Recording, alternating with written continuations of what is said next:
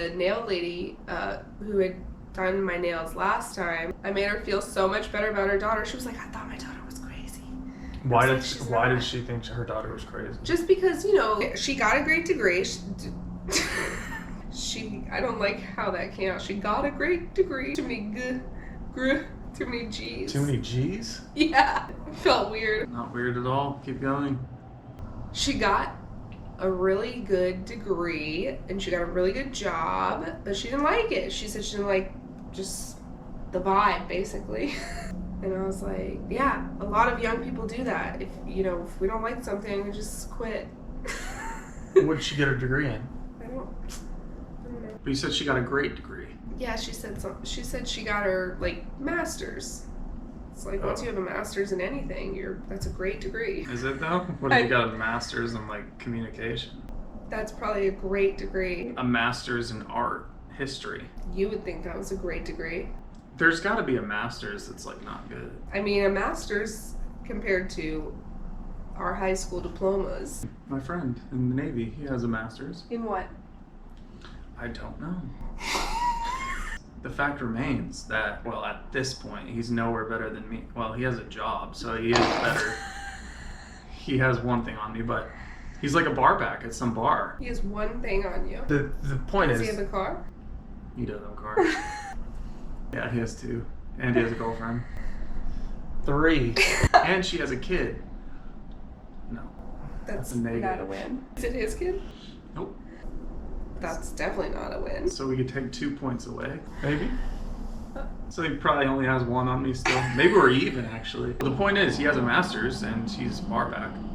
So that master's is really doing a lot for you. Well, he's also in our generation, though, and that was the point I was making. And that she was making was that she said, I came from a country where I struggled. So when you have something good, you just knuckle down, grind your teeth and get her done. Yep. Just put on your bootstraps. Our generation, no bootstraps. No, absolutely Don't even not. have them. Get these shoes off me right now. Right. We are literally the generation of self-care. I mean, that's what we'll be known for, probably. No, I know. You watched the Selena Gomez documentary. I know you're not ashamed of it. Why did you bring that up? It was good. I'm just gonna cut that. Now that you brought up, I'm gonna take this time to give it a review. I would give it an 8 out of 10.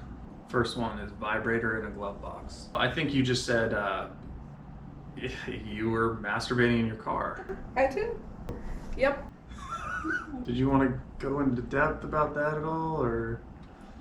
Oh, it was. Would you recommend? Out of 10? From West Virginia. Yeah. On a road trip. On a road trip. 3.5 hour drive. Just curious, can you kind of walk me through I was driving. You did it as you were driving? 100%. I stopped, got the vibrator out, then got back on the road and just stuck a vibrator. That's gotta be worse than texting and driving. But don't tell me right now that you would not. I don't know whether or not you have participated. I'm gonna say you have not, but would you accept roadhead? Yeah, I mean, absolutely. It's the same, okay? Not really. Because I'm not going to jerk off when I'm driving. That's just that you, would never though. cross my mind. That's just you. I'm going to go out on a limb and say that a good majority of guys out there would never masturbate while driving. I'm going to go out on a limb and say that a good majority of guys out there have already done it. That's a hell of a limb you're on right there. Yeah. What's the problem, though? What's the difference? There's a lot of factors. Double standard. There's a lot of factors here. All right, number 1. When you're getting roadhead, you can keep 2 hands on the wheel. Okay?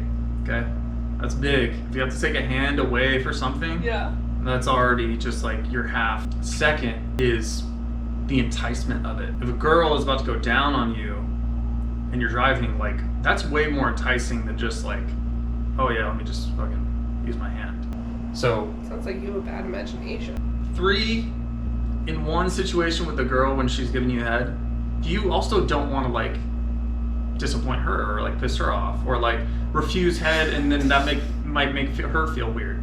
She'll be like, why did you refuse roadhead from me? Do you not want, are you not attracted to me anymore? Of course, girls would just immediately assume some shit like that. And then if you're no, I'm trying to drive, I'm trying to be a responsible driver, then Like, she's not buying that. Like, how viable is that? Okay. I mean, you tell me right now, if you were about to give roadhead to a dude, and he was like, no, I need to focus on driving. Like, you wouldn't take that personal? You'd be like, who the fuck doesn't want roadhead? Don't lie.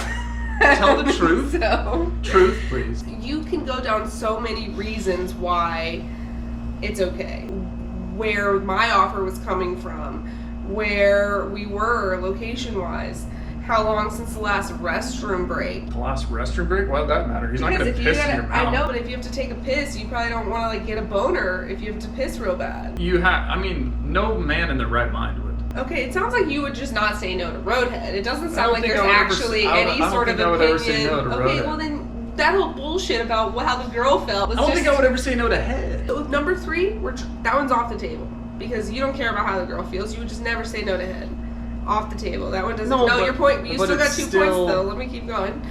Because your first point being, I can keep 2 hands on the wheel. That's real. So, is that real? When you get regular head, 1 hand at least. Just going nuts. That's because you can. But you have no idea in the moment whether or not that same trigger hand would be itching, okay? You're on the wheel and you're like telling me that some smoking hot babe is like ass up and you're not gonna put your hand on it? I'm gonna tell the truth. I probably would. I'm not gonna lie like you. 1. I mean, can we just go back to the fact that you had a vibrator in your glove box? I didn't have it in the glove box. I left it in the glove box after I used it on the road. You know, like like I'm gonna get a vibrator out of the suitcase. Yeah. Okay.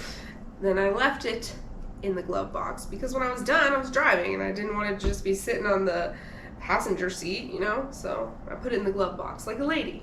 Right. Just in case, you know, I got pulled over, especially if it was a handsome police officer. I'm not gonna lie.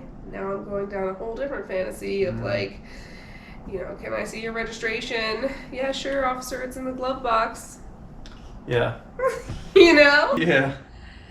I had this lady come into the leasing office and she was like, do you have any kids? I just said no. And she said, not yet. And I said, no. Like, just no. That is always happening. Old people like, do you have any kids? Are you married? You know? Yeah. What's next? What do you mean? What's next? I'm surprised I'm here. Right. I saw this tweet the other day and it was like, you know, the old question, like, what do you do? What's your job? What do you do? The answer was, I do my best. I do my best. Yeah. Karen. How common is it for girls to not come? Because I feel like every girl says that they don't. So how hard is it to please you guys? You got a whopping 5% pleasure rate. That's what you're working with. It's rough. That is rough. And what do you guys have? 100%. 100%, right? Yeah. Okay. Yeah.